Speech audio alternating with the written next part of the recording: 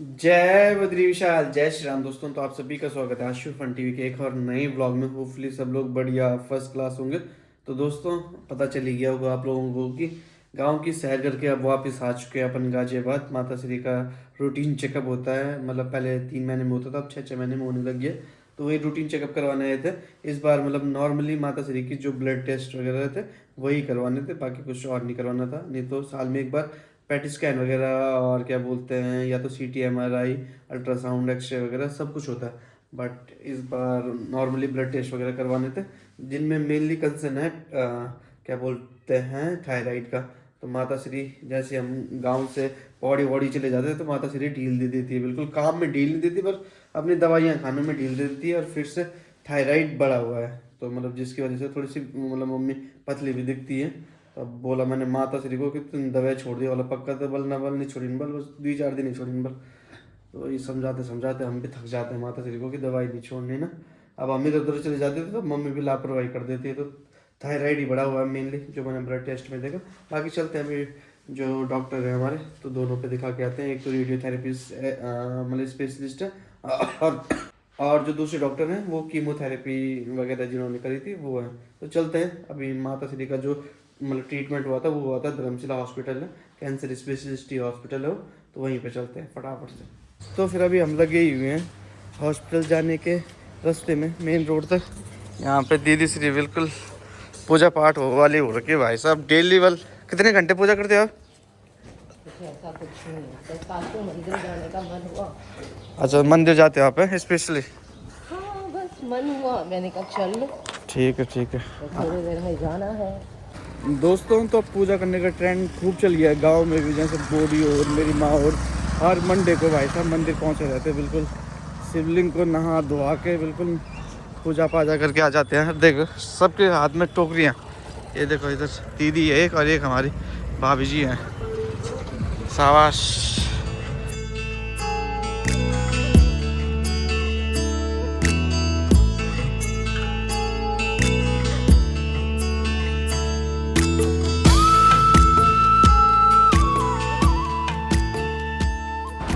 दोस्तों, तो अभी पहुंच चुके हैं हम new Ashok Nagar metro station में। और मैं तो फ़ोन चलाते चलाते भूल ही गया था, पर मेरी मम्मी को पूरा ध्यान है कि भाई अशोक नगर मेट्रो स्टेशन आ गया, बोलो उतर ले बोले। नहीं तो अभी हमने आगे चले जाना था। मम्मी लिफ्ट नहीं चल रही, पैदल पैदल चलिए, लिफ्ट नहीं चल रही है, इस साइड से चलिए।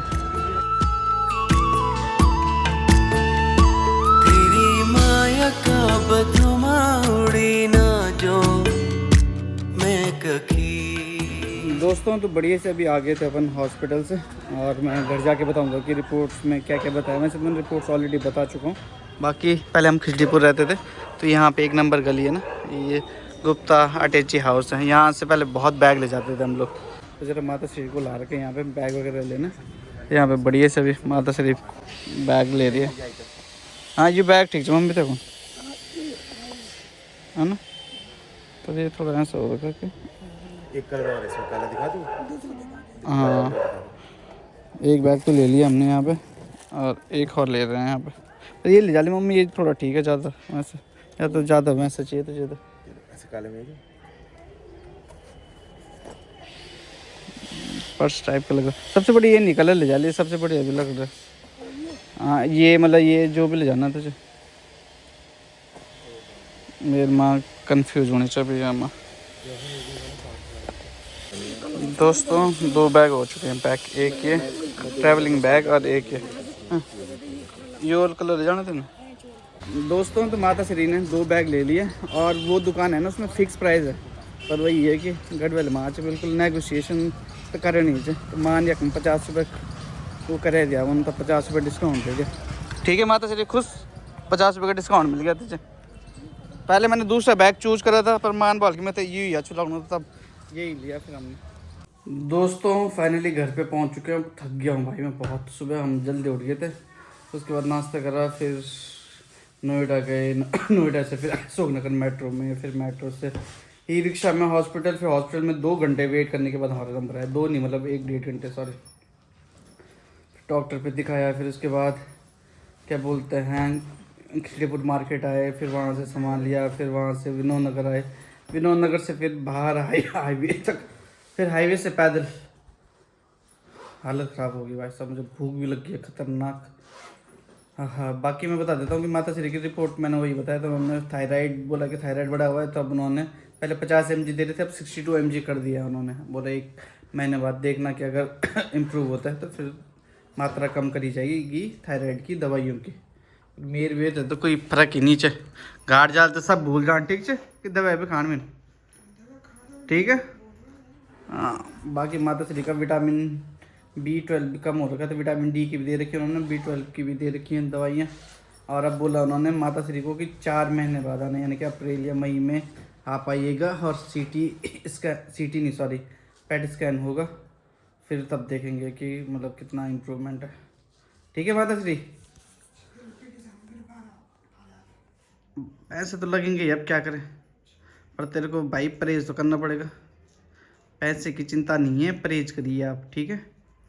धूल धक्कड़ में मत रहिए, ज़्यादा पूर्णों में काम करिए, उतना ही करिए जितना हो सक रहा है। हाँ निकल दे दो, दवाई निखेड़ना चाहिए टाइम पर काम भाई साहब। अगर पानी चारना है तो 4 टाइम पानी चार देगी, बट यही बोल देंगे कि धनिया भिगा के सुबह पीना है उसे, क्योंकि उसे थायराइड ठीक होता है। वो नीकरण मेवान, वाह मेवा था पता यार।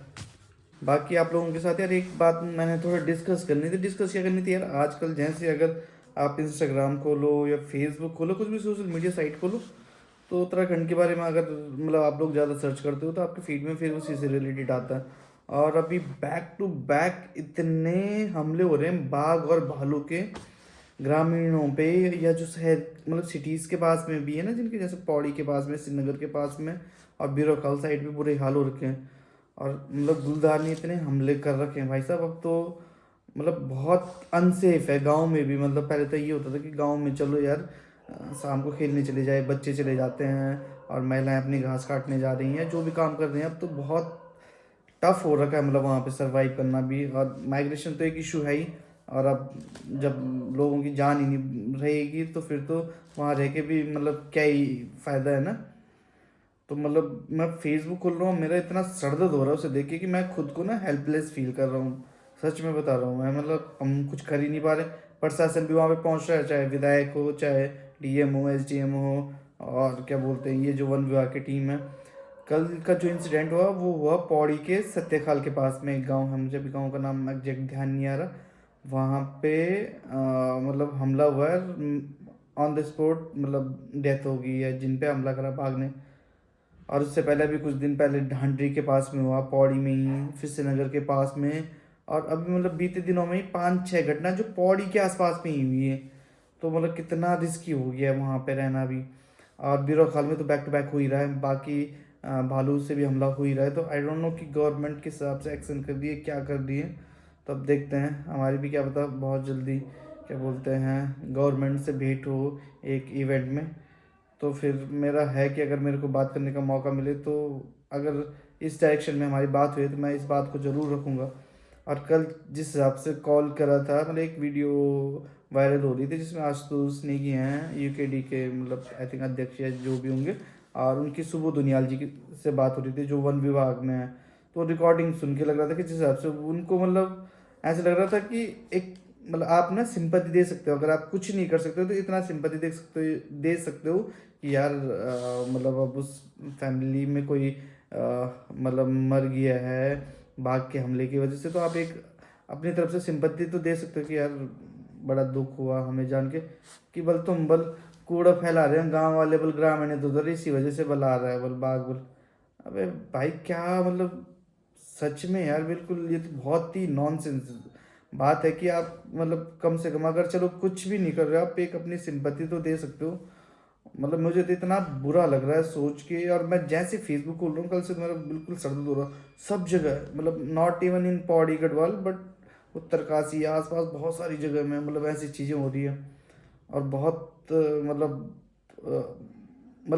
इन क्या बोलते हैं उससे टॉलरेट भी नहीं कर सकते इस चीज़ को ना। मतलब हेल्पलेस सा फील कर रहा हूँ कि यार गवर्नमेंट भी पता नहीं क्या एक्शन ले रही है। वहीं पे इतने बैक टू बैक हो रहे हैं तब भी मतलब अभी तक ऐसी भी खबर नहीं आई कि यहाँ पे बाघ को मार दिया या यहाँ पे भालू को मार दिया, एक भी ऐसी न्यूज़ नहीं आई भाई। बाकी भगवान बद्री विशाल से प्रार्थना करते हैं कि हमारी दाई देवी थोड़ा अब जो हो गया है अब उस पर तो हम कुछ कर नहीं सकते, बट इन फ्यूचर ऐसी घटनाएं ना हो। अब आप ही लोग मतलब भगवान ही कर सकते हैं अब हेल्प तो, भाई जो प्रशासन है शासन है वो कर नहीं रहा, तो अब वही कर सकते हैं। बाकी जब हमारी मीटिंग होगी तो मैं पूरी कोशिश करूँगा कि इस बात को सामने रखूँ। तो दोस्तों अब इस ब्लॉग को यहीं पर समाप्त करते हैं। और आप लोग जो भी गांव से देख रहे हैं या जिनके रिलेटिव भी हैं, प्लीज़ उनको बोलेंगे अलर्ट रहें। आप लोग अगर बच्चों को स्कूल छोड़ने भी जाते हो तो सब एक साथ जाएं। पहले हमारे इधर भी हुआ था एक बार हमला, हमें भी ऐसे मम्मी लोग छोड़ने जाते थे बनेक तक। तो मतलब ध्यान रखें भाई, शाम के टाइम पे ना जान है तो तभी जहान है। मिलते हैं फिर दोस्तों आप लोगों से अगले ब्लॉग में, तब तक के लिए जय बद्री विशाल, जय देवभूमि, जय उत्तराखंड।